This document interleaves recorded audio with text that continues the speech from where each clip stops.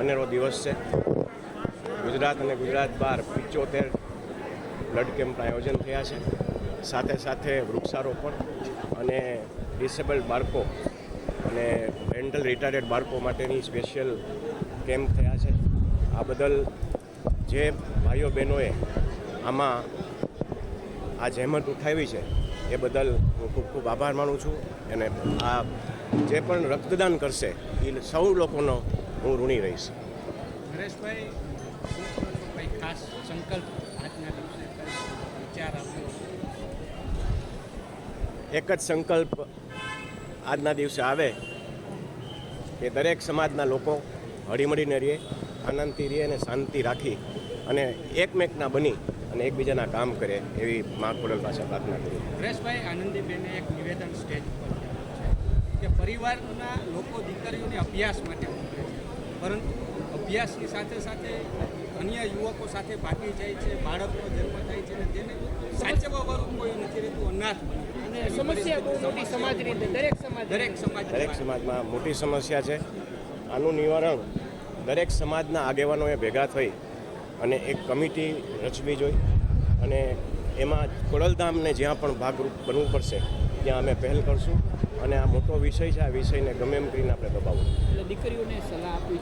બિલકુલ દીકરીઓને તો વર્ષોથી અમે સલાહ આપી જ છીએ. પ્રેમ કરવો એ કોઈ પાપ નથી, પણ પ્રેમ કોની સાથે થાય છે, માવતરની આપણને પરમિશન મળે છે કે નહીં, આ બહુ મહત્ત્વની વાત છે.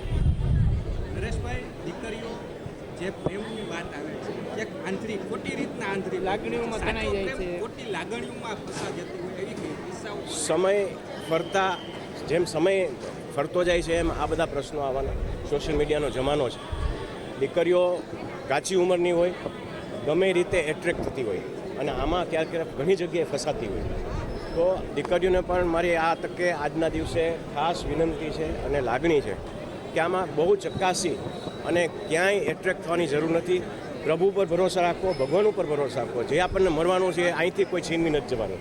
એટલે કોઈ જાતનું એટ્રેક્શન ન થાય અને દીકરીઓ વ્યવસ્થિત રીતે માવતરનું માની અને આગળ વધે એવી આ તકે વિનંતી કરું. તમે પણ એક પિતા છો, ક્યારે કોઈ પિતા કે માતા એવું વિચારે કે દીકરીને નમવું પડે, દીકરીઓ જે રીતના પગલાં ભરી રહી છે? બહુ દુઃખની વાત છે. જેની ઘરે દીકરી હોય ને ખબર હોય કે આ પરિસ્થિતિ જેની ઘરે પેદા થાય તો શું થઈ શકે. એટલે દીકરીઓને ફરીથી મા બાપ તો ઈચ્છતા જ હોય કે એની દીકરી બહુ સારા ઘરે જાય, સારી જગ્યાએ પ્રસ્થાપિત થાય, પણ જ્યારે આવા પ્રશ્નો હોય ત્યારે દુઃખની વાત છે. દીકરીઓને ફરીથી અપીલ અને વિનંતી કરું છું કે એટ્રેક્શનમાં ન આવી અને સાચા પગલાં, સાચા રસ્તે જાય. જે સિંગર દીકરીઓ છે તેને લઈને પણ ઘણા વિવાદો થઈ રહ્યા છે, કારણ કે દીકરીઓ સિંગર ન બને એવી પણ ક્યાંક સમાજ અગ્રણીઓએ વાતો કરી. સમાજ અને સોશિયલ મીડિયા ખૂબ મોટા થઈ ગયા છે. દરેક સમાજના આગેવાનો ઘણી બધી વાતો કરે છે. આપણે એક સમાજને લઈને આજે વાત ન કરી, પણ આ એક જે આપણે પ્રશ્ન કર્યો એ દરેક સમાજનો પ્રશ્ન છે. અને આ ફરીથી હું કહીશ કે દીકરીઓને પૂરેપૂરો અધિકાર છે બધું કરવાનો. સિંગર પણ બની શકે છે અને કોઈ પણ ક્ષેત્રે આગળ વધી શકે છે, પણ એને કેટલો એને હદમાં રહેવું એ એના માટે. એક સિંગર બન્યા પછી એકની જવાબદારી મોટી, કારણ કે એ પ્રેરણા આપતી હોય છે. જો એવું જ કરે તો અન્ય દીકરીઓ પણ ક્યાંક. હું એવું માનીશ કે આ ભારત વર્ષની અંદર સૌથી મોટા ગાયિકા કોઈ હોય તો એ લતા મંગેશકર હતા. એ પણ એક દીકરી જ હતા એક જમાનામાં. લતા મંગેશકરને પ્રેરણા રાખી અને દીકરીઓને આગળ વધ્યું.